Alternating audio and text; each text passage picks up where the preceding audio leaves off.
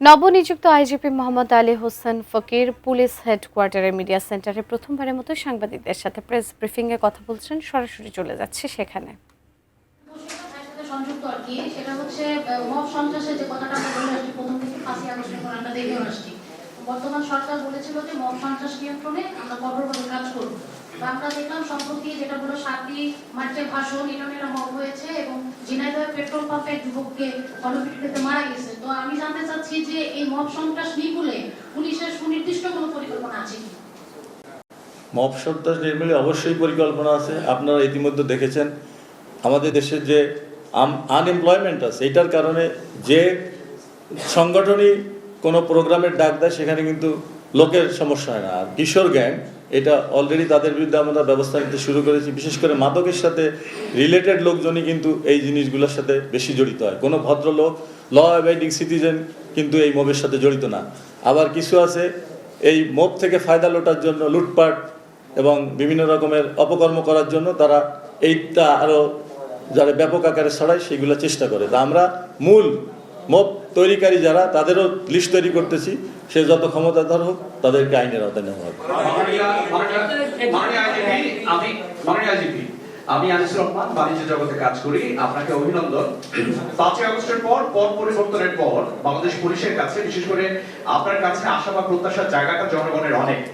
আমরা বিগত সময় দেখেছি যে বিগত সরকারের সময় বাংলাদেশ পুলিশের বিশেষ করে হচ্ছে থানার যারা থাকেন, থানার বড়বাবু, ওসি মহোদয়, তারা বিভিন্ন অনুষ্ঠানে বা কর্মকর্তারা বিভিন্ন অনুষ্ঠানে গিয়ে তখন রাজনৈতিক বক্তব্য চলে আসে এবং শেষে রাজনৈতিক স্লোগান দেয় জয় বাংলা বলে।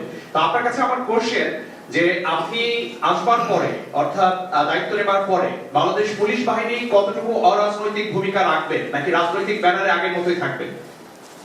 পুলিশ সরকারের একটি গুরুত্বপূর্ণ পার্ট এবং জনগণেরও একটা ভূমিকা রাখার জন্য গুরুত্বপূর্ণ ভূমিকা পালন করে থাকে। তো জনগণ যদি ল অ্যাবাইডিং হয়, আমাদেরকে বিভিন্ন রকমের রাজনৈতিক প্রশ্ন অনেক সময় করা হয়। এগুলো আমি বলবো আপনারা আমাদেরকে কোনো রাজনৈতিক ব্যাপারে প্রশ্ন করবেন না। আমাদের সঙ্গে শুধু আইন শৃঙ্খলা রক্ষা এবং আপনাদের সাথে যে সেবা দেওয়ার সম্পর্ক, সেই ব্যাপারেই আপনারা কথা বলবেন। তাহলে হয়তো পুলিশ এক সময় দেখবেন যে তারা কোনো রাজনৈতিক স্লোগানও দিবে না, রাজনৈতিক কর্মকাণ্ডেও জড়িত হবে না। বাংলাদেশ পুলিশকে আপনি যে দলে যে মতেরই হন না কেন, পুলিশ হচ্ছে জনগণের বন্ধু। কোনো ধরনের অপরাধ বা সে যদি কোনো ধরনের ভিকটিমের শিকার হয়, অন্যায় শিকার হয়, তার মূল জায়গাটা প্রথমে কিন্তু পুলিশ।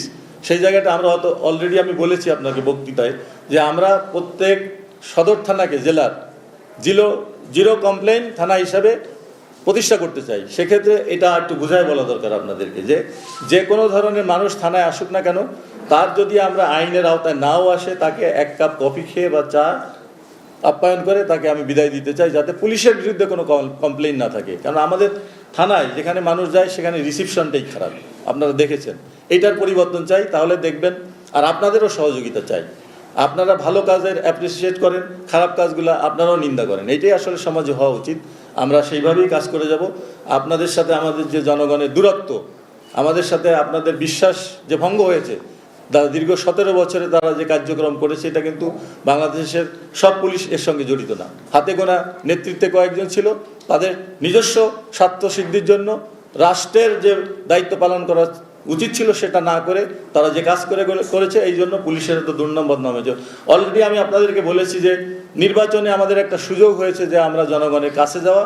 আমরা বাংলাদেশ পুলিশ এবং অন্যান্য আইন শৃঙ্খলা বাহিনী যে বাংলাদেশের জন্য সঠিক কাজ করতে পারে তার প্রমাণ আপনারা পেয়েছেন।